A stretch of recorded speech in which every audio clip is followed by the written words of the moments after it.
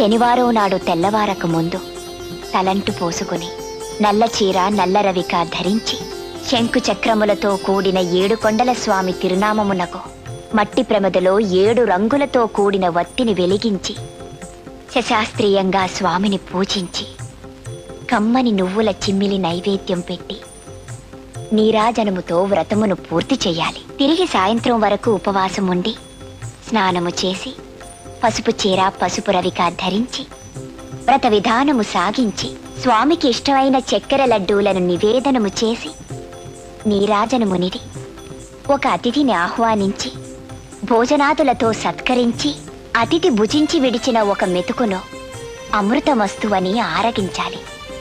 అప్పటికి ఆనాటి శనివార వ్రతం పూర్తవుతుంది.